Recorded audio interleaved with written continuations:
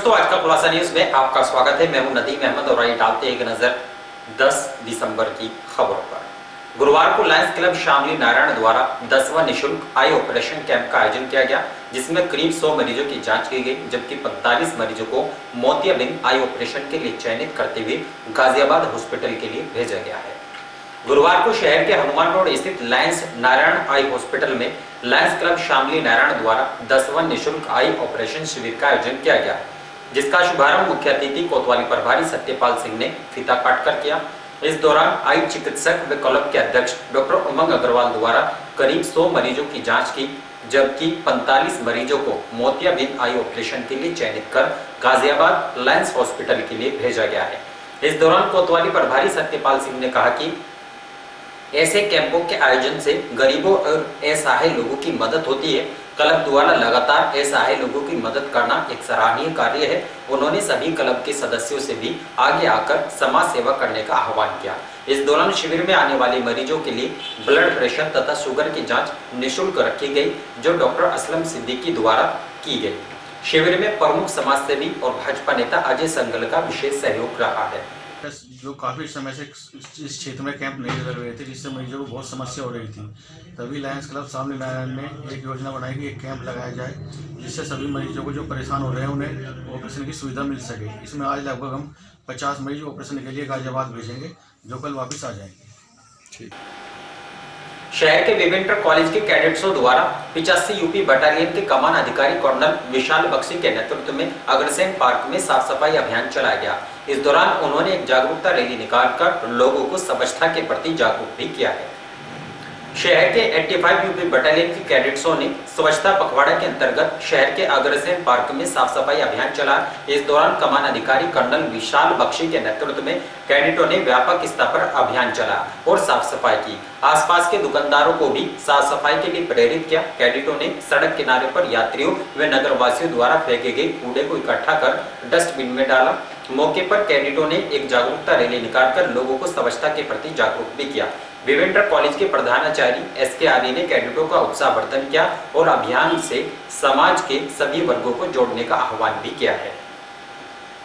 पश्चिमी उत्तर प्रदेश संयुक्त उद्योग व्यापार मंडल के प्रदेश अध्यक्ष घनश्याम दास गर्ग के नेतृत्व में व्यापारियों ने पुलिस अधीक्षक से मुलाकात कर गत 5 दिसंबर को सर्राफा व्यापारी के यहां हुए लूट के प्रयास की घटना का सफल अनावरण करने के मामले में प्रशस्ति पत्र देकर प्रशंसा की है। गुरुवार को पश्चिमी उत्तर प्रदेश संयुक्त उद्योग व्यापार मंडल के प्रदेश अध्यक्ष घनश्याम दास गर्ग के नेतृत्व में दर्जनों व्यापारियों ने पुलिस अधीक्षक सुकीर्ति माधव से मुलाकात की। इस दौरान उन्होंने गत 5 दिसंबर को सर्राफा व्यापारी के यहां लूट का प्रयास करने वाले बदमाशों को 24 घंटे के अंदर गिरफ्तार कर जेल भेजने पर प्रशस्ति पत्र देकर प्रशंसा की। इस दौरान उन्होंने व्यापारी की सुरक्षा को लेकर एक ज्ञापन भी सौंपा, जिसमें बड़ा बाजार स्थित सर्राफा बाजार में पुलिस गश्त बढ़ाए जाने, पानीपत रोड पर स्थित पेट्रोल पंप पर हुई लूट की घटना का जल्द खुलासा करने, शहर के मुख्य चौराहों पर सीसीटीवी कैमरे लगाए जाने की मांग की, ताकि यदि कोई अपराधी शहर में घटना को घटित कर भागता है तो कैमरे में कैद हो सके। प्रदेश अध्यक्ष ने शासन द्वारा बनाए गए व्यापारी सुरक्षा सेल के पदाधिकारियों की प्रत्येक माह बैठक आयोजित कर व्यापारियों की समस्याओं को सुनने की भी मांग की, ताकि व्यापारियों की समस्याओं का समय रहते निस्तारण भी कराया जा सके। रालोद पदाधिकारियों ने पुलिस अधीक्षक से मुलाकात कर गत 8 दिसंबर को भारत बंद में आंदोलन करने वाले नवयुवकों को बंधकर पिटाई करने का आरोप लगाते हुए कार्रवाई किए जाने की मांग की है। गुरुवार को रालोद पदाधिकारियों ने प्रदेश महासचिव अनवर चौधरी के नेतृत्व में पुलिस अधीक्षक सुकीर्ति माधव से मुलाकात की। इस दौरान उन्होंने कहा कि जनपद में पिछले कुछ दिनों से पुलिस और जनता के बीच अविश्वास की भावनाएं पैदा हो रही हैं। इसमें पुलिस द्वारा किसी को भी पकड़ो और ठोको की नीति अपनाई जा रही है, जिसका एक उदाहरण थाना भवन कस्बे में स्थित अर्नब पब्लिक स्कूल में देखा गया। गत 8 दिसंबर को पुलिस ने कुछ नवयुवकों को एक कमरे में बंद कर बेरहमी से उनके ऊपर लाठी डंडे बरसाए। उन्होंने कहा कि अपराधी के साथ अपराधी जैसा सलूक हो, लेकिन जनता के लोकतांत्रिक अधिकारों का भी ध्यान रखना बहुत जरूरी है।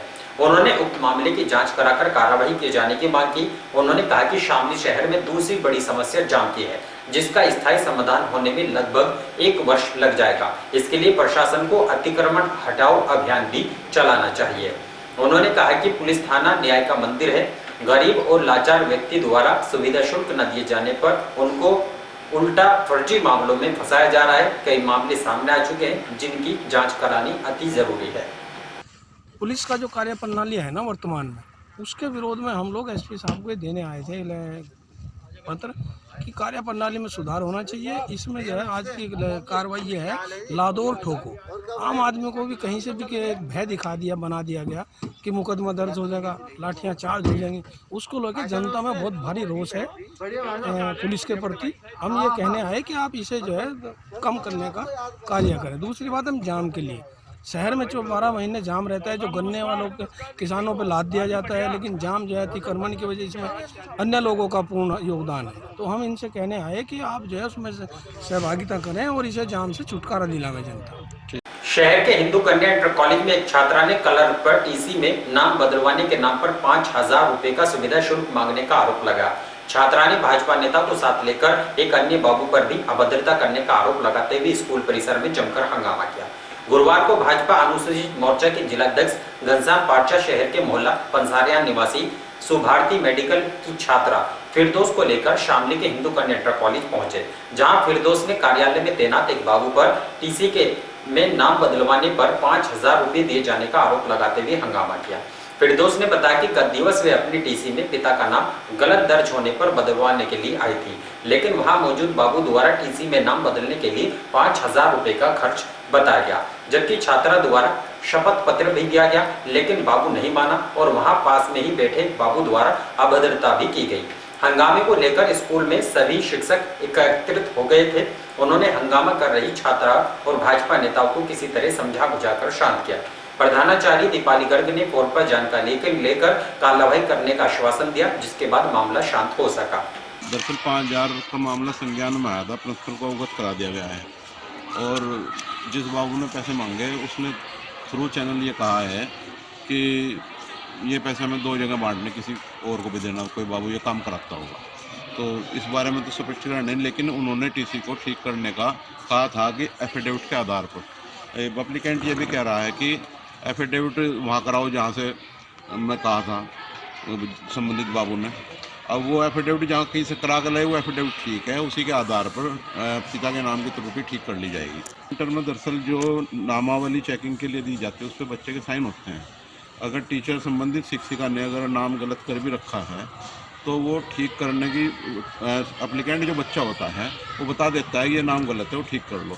शायद बच्चे का ध्यान ना गया उस दौरान साइन कर दिए हों तो ये त्रुटि रह गई। आचार्य महोदय के यहाँ शादी है बिटिया की, वे सोमवार को आ जाएंगे, उनके संज्ञान में लाया जाकर विधिवत जो कार्रवाई होगी वो की जाएगी। शहर के वर्मा मार्केट स्थित मोबाइल की दुकान से चोर ने मोबाइल फोन चोरी कर लिया। चोरी की घटना दुकान में लगे सीसीटीवी कैमरे में कैद हो गई। पीड़ित दुकानदार ने कोतवाली पुलिस को तहरीर देकर चोर को पकड़े जाने की गुहार लगाई है। शहर कोतवाली क्षेत्र के वर्मा मार्केट स्थित पलक मोबाइल के मालिक सुनील कुमार ने गुरुवार को कोतवाली पुलिस को तहरीर देकर बताया कि गत 9 दिसंबर की दोपहर एक युवक दुकान में मोबाइल रिपेयरिंग कराने के लिए आया था, जो मौका पाकर दुकान में रखा सैमसंग A50 मोबाइल फोन चोरी कर फरार हो गया। मोबाइल की चोरी की घटना दुकान में लगे सीसीटीवी कैमरे में कैद हो गई। पीड़ित दुकानदार ने मामले में जांच कराकर कार्रवाई किए जाने की मांग की है।